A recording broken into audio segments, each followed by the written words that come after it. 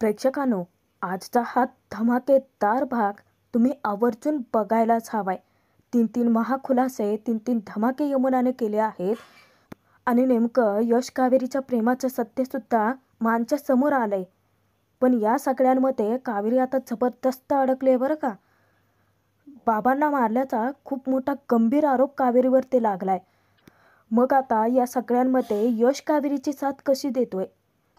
कावेरीवरती लागलेला हा इतका मोठा डाग यश कसा खोडून काढतोय? यमुनाने नक्की कावेरीच्या विरोधातच पुरावे कसे गोळा केलेत?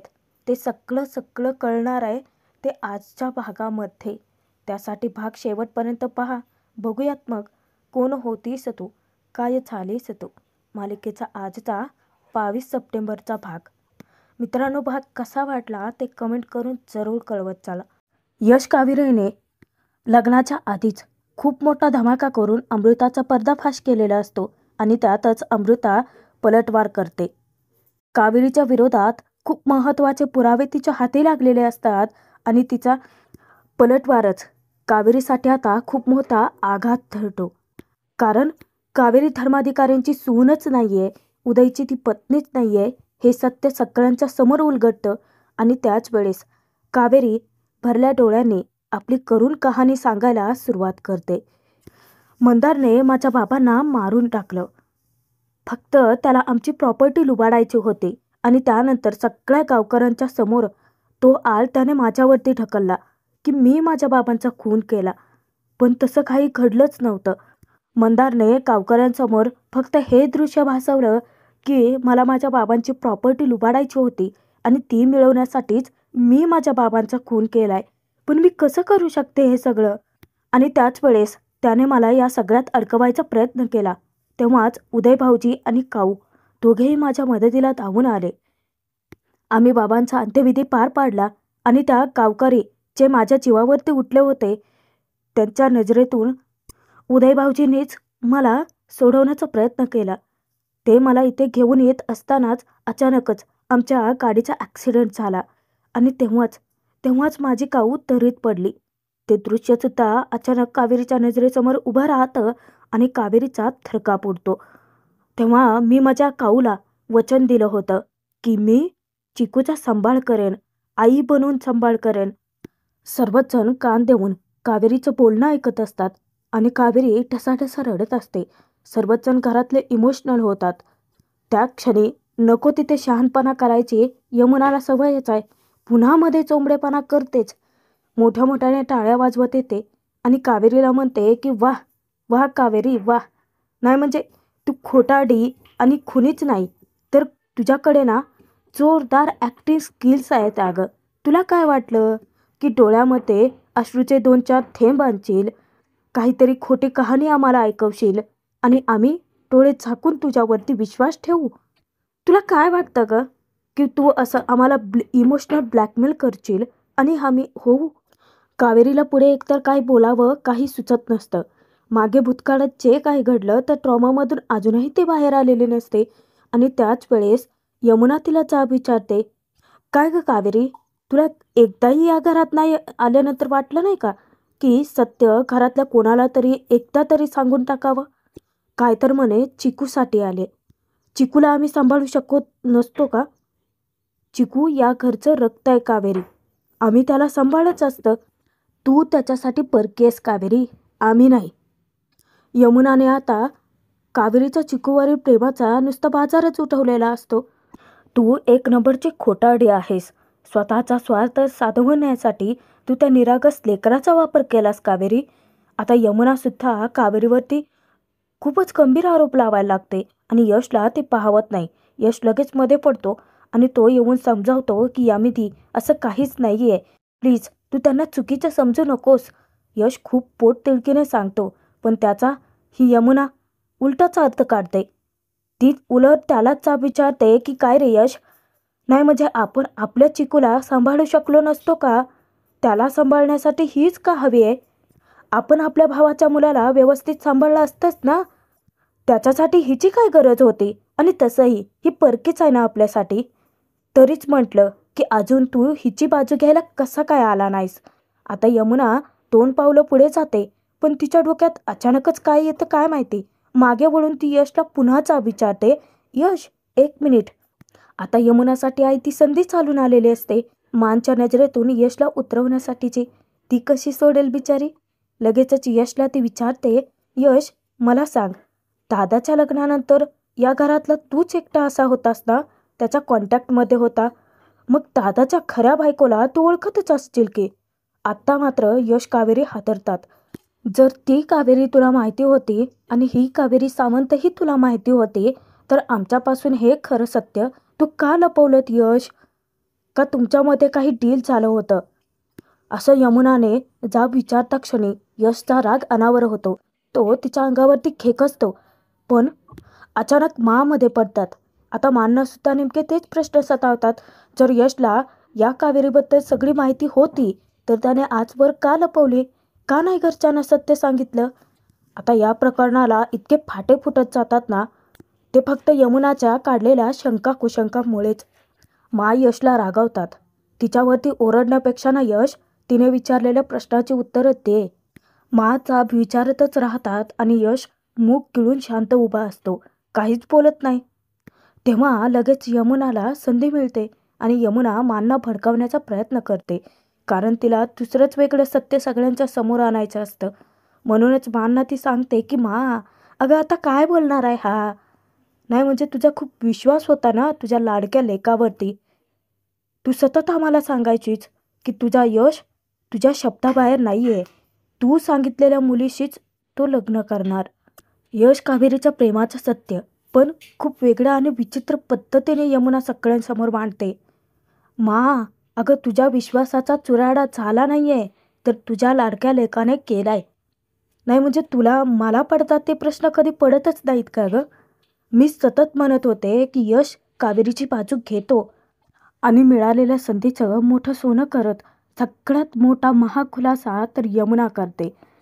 मी सतत म्हणत होते की यश कावेरीची बाजू घेतो कारण त्या दोघांचं अफेअर आहे. आता सगळ्यात मोठा धमाका तर हिने केलाय.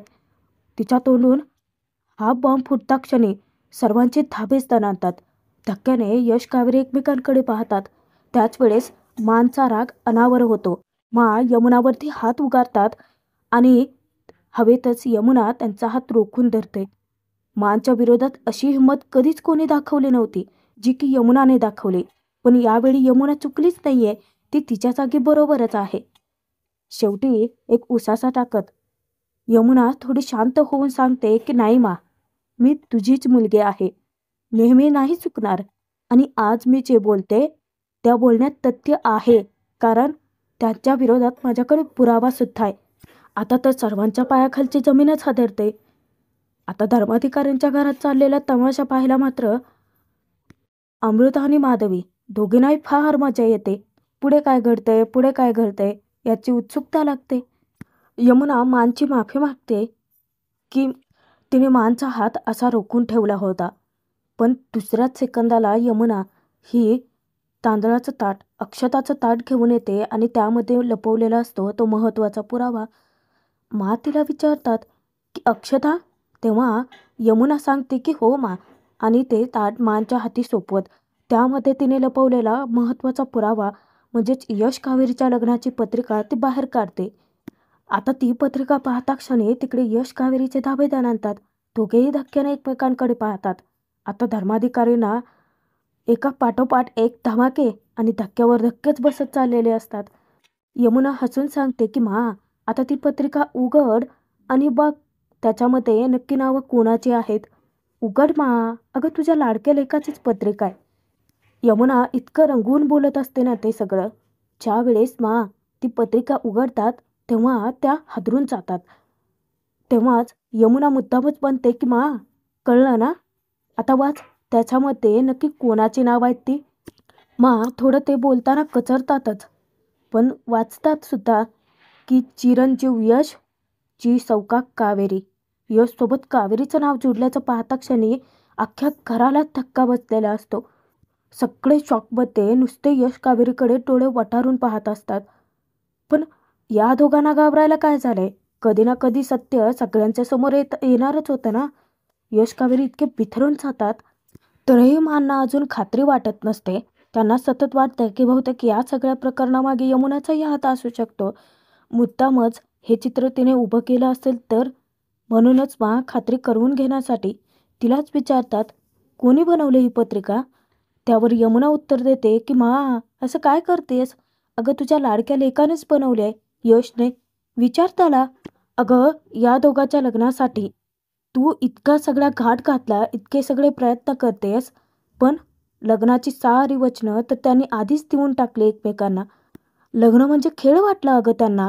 काय तर म्हणे, यश फक्त कावेरीचा आणि कावेरी फक्त यशची. आता हे सगळं बोलणं तर फक्त त्या दोघांमध्ये होतं. मग यमुनाने कधी ऐकलं? त्यांना अजूनही कळेनासं होतं. मा खूपच दुखावल्या जातात मनातून, कारण त्यांनी या दोघांवरती प्रचंड विश्वास टाकला होता. मांना फक्त मनात एवढंच वाटत असतं की विश्वासात घेऊन यांनी सगळं खरं सांगायला हवं होतं. कावेरीचा जो काही भूतकाळ असेल ते सगळंच. आणि त्या क्षणी मा घट्ट डोळे मिटून शांत उभे असतात, काहीच बोलत नाहीत. यमुनाची एकटीचीच बडबड चालू होते. ती त्या दोघांनाही जाब विचारते, अरे बोला आता, गप्प का बसलात? सांगून टाका मांना. कावेरी तर आता शर्मेने मानच खाली घालते. काही तोंडातून शब्दच फुटत नसतात. तेव्हा यमुना माला म्हणते की ठीक आहे मा, आपण असं धरून चालूयात की ही पत्रिका मुद्दाम या दोघांना अडकवण्यासाठी मी बनवली आहे. ठीक आहे, बघ माझ्याकडे दुसराही पुरावा आहे मा. आता दुसरा पुरावा म्हटल्यानंतर परत सर्वच जण हादरतात. यमुना कावेरीजवळ जाते. तिचा हात पकडून तिला मानच्या समोर आणून उभं करते आणि मान समोर दुसरा मोठा खुलासा करते. बघ मा, कावेरीने किती छान मेहंदी काढली आहे ना, पण त्या मेहंदीमध्ये कोणाचं नाव माहिती आहे? हे बघ, यशचं नाव आहे अगं. आता ते नाव पाहिल्यानंतर परत सगळ्यांना धक्काच बसतो. आता यमुना रागातच कावेरीला जाब विचारते की सांग अगं कावेरी, नाही म्हणजे तुझ्या मेहंदीमध्ये यशचं नाव का लिहिलंय? कोणी सांगितलं होतं लिहायला? त्या मुलीने चुकून लिहिलंय का? तिला कोणी सांगितलं होतं? बरं जाऊ देत. आता मा, आपण समजूयात की या दोघांना परत एकदा मी अडकवण्याचा प्रयत्न करते. नाही म्हणजे तुम्हाला वाटायला नको ना, पण मा, माझ्याकडे आणखीन एक पुरावा आहे. आता तर मात्र यमुना सगळ्यात मोठा धमाकाच करते. ज्यावेळेस स्वतःचा मोबाईलमधला यश कावेरीचा फोटो ती दाखवते, त्यावेळेस मात्र सगळ्यांच्या पायाखालची पुन्हा जमीन हादरते. त्यामध्ये यश कावेरीचा हळदीच्या दिवशीचा फोटो असतो, जेव्हा यश कावेरीला त्याची उष्टी हळद लावत होता तेव्हाचा फोटो. ज्यावेळेस यमुना तोंडाला हळद फासून कावेरीच्याच रूममध्ये लपून बसली होती. बहुतेक तेव्हा काढून घेतला असावा तिने फोटो, आणि तोच फोटो आता तिच्या उपयोगाला आला. आता तो फोटो पाहिल्यानंतर तर सगळ्यांचे धाबेदन आणतात. सर्वांनाच यमुना मुद्दाम फोटो दाखवते. दादा, संदीप दादा, विद्या वहिनी, अगं बघा बघा, यश, अरे तिथे काय थांबलायस? बघ ना, हा तुझाच फोटो आहे ना कावेरी सोबतचा. अमृता, मावशी, विद्या, तुम्हीही बघा अगं. आता अमृताने फक्त एक ठिणगी टाकली होती. यमुना पुढे जाऊन त्याचा इतका मोठा भडका उडवेल तिला स्वप्नातही वाटलं नव्हतं. तीच काय, ती आनंदच साजरा करते. शेवटी धर्माधिकाऱ्यांच्या घरातला तमाशा चालू झालाय. अमृताचं तर काम स्वतः यमुनानेच हलकं केलं. कुणीकडून का असेना, कावेरी अडकली पाहिजे. आणि सेम तसंच होतं. मानसमोर मुद्दाम यमुना वाक्य रंगवून रंगवून सांगते की हा हळदीच्या दिवशीचा फोटो आहे. बहुतेक यश त्याची उष्टी हळद कावेरीला लावतोय. हां, असंच दिसतंय ना. तेव्हा यश आपले डोळे घट्ट मिठून घेतात. यमुना परत शांततेत मांना फक्त एवढंच विचारते की बसत ना एवढे पुरावे, की आणखीन काही दाखवायचं आहे तुला अगं? माझ्या काळजात धस्स होतं. डोळ्यातून अश्रू काढत यशला जाब विचारतात की यश, का केलं हे सगळं? आणि अचानकच त्यांना हा धक्का सहन होत नाही. त्यांना चक्कर येते. त्या खालती पडणार तेव्हा सर्वच जण घरातले त्यांना सावरतात. अगदी कावेरीच्या काळजाचा ठोका चुकतो. ती सुद्धा मानकडे धावत जाते, पण फक्त कावेरीचा तिरस्कार करतात. स्वतःपासून दूर ढकलून तिला सांगतात की दूर हो माझ्या नजरेपासून. मला तुझी गरज नाहीये. उगं खोटा दिखावा दाखवू नकोस. आणि मग काय, या संधीचं स्वतःसाठी सोनं करते अमृता. सगळीकडून नुसती कावेरीची कोंडी होते. यश, विद्या आता दोघेही मूग गिळून गप्पच उभे असतात. कावेरीचे साथ द्यायचे, सगळं सत्य खडाखडा बोलून टाकायचं तर नाही. लगेचच अमृतासुद्धा चान्स मारते आणि पटकन मानसमोर जाऊन म्हणते, मावशी, बघतेस ना तू, याच कावेरीने माझ्या विरोधात किती घाणेरडे आरोप केले माझ्यावरती की मी या घरामध्ये सूड उगवायला आले. हे बघ मावशी, आता तुला खात्री पटायला हवे की मी निर्दोष आहे. आणि जर का तुला अजूनही वाटत असेल की मी हे घर उद्ध्वस्त करायला आले, तर मी शिक्षा भोगायला तयार आहे. आणि अमृताचा भलताच ड्रामा चालू होतो. सगळ्यांसमोर आता ती त्या यज्ञाभोवती जाते, जी काही मांडणी केली असते लग्नाच्या विधीसाठी तिथे, आणि दिव्यावरती हात ठेवून स्वतःला त्रास करून घेण्याचे नाटकं करते. आता तिला चांगलं माहिती आहे बरं का की तिला असं कोणी करू देणार नाही. हा फक्त ड्रामा चालू आहे, सगळ्यांचं लक्ष वेधून घेण्यासाठी. सर्वजण धक्काने अमृताकडे पाहतच असतात. यश, विद्या, कावेरी तिघांनाही कळून चुकतं की अमृता फक्त घरच्यांच्या डोळ्यात धूळ फेकण्याचा प्रयत्न करते. मानना ती सांगते की मावशी, अगं एका बाहेरच्या माणसाला पैसे देऊन माझ्या विरोधात खोटं बोलायला सांगितलं या कावेरीने. तेव्हाच माधवी, काकू दोघेही तिच्याकडे धावत येतात. काकू तर लगेचच कावेरीवरती दात ओठच खाते. अमृताची काळजी करत ती सांगते की अमृता, कशाला उगाचच स्वतःला त्रास करून घेते. आम्हाला माहिती आहे या कावेरीने मुद्दाम वहिनीच्या नजरेतून तुला पाडण्याचा प्रयत्न केलाय. परंतु बाळा, आमचा तुझ्यावरती विश्वास आहे. त्यानंतर अमृता ही मानसमोर जाऊन माननाच मॅनिपुलेट करायला लागते. मावशी, अगं तुला आता तरी कळलं ना की या कावेरीला मला या घरातून काढण्याची इच्छा फारच का होती. तिला माझं लग्न यशसोबत होऊच द्यायचं नव्हतं. आणि रागामध्ये कावेरीकडे कटाक्ष टाकत ती तिलाच विचारते की अगं, बाकीच्या घरच्या कोणाला नाही, निदान देवाला तरी घाबरायचं होतं कावेरी. बघा कोण कोणाला म्हणते. अमृताचं म्हणजे असं झालं, उलटा चोर कोतवाल कोडाटे. त्यानंतर मेलोड्रामा चालू करते, रडण्याचे नाटकं चालू होतात आणि तिच्या आईच्या म्हणजेच माधवीच्या गळ्यात पडत ती हसतच म्हणते, आई, आता तूच सांग माझं काय चुकलं होतं. साधी माझी दयाही नाही आली ग या लोकांना. ड्रामेबाज माधवी लगेचच रडण्याची नाटकं करत मानसमोर म्हणते की राहू देत अमृता, नेहमी चांगल्या माणसांसोबतच असं होतं अगं. तेव्हाच मान रडायला लागतात आणि त्या यशला जाब विचारतात की यश, का केलं तर असे? मला सगळ्यांच्या समोर मान खाली घालायला का लावलीत तू? का माझ्या अमृता आणि उदयचं आयुष्य तू उद्ध्वस्त केलंस? 2-2 आयुष्य तू पणाला का लावलीत? आता राहून राहून हे सगळं प्रकरण शेकतं ते यश कावेरीवरती. मानना शांत करण्याच्या नावाखाली यमुना येऊन माननाच उलटा सवाल करते. हे बघ, तू शांत हो बरं आधी. आता तूच मला सांग की मी त्या दिवशी सुद्धा तुला हेच सांगण्याचा प्रयत्न करत होते की कावेरीचं कोणाशी तरी अफेअर आहे, आणि तेव्हा तू काय केलंस? मला शिक्षा दिलीस. एवढंच नाही तर या सगळ्यांपासून लांब राहायला सांगितलेस. मला या घरापासून दूर ठेवलंस. पण आज सिद्ध झाले की मी निर्दोष आहे.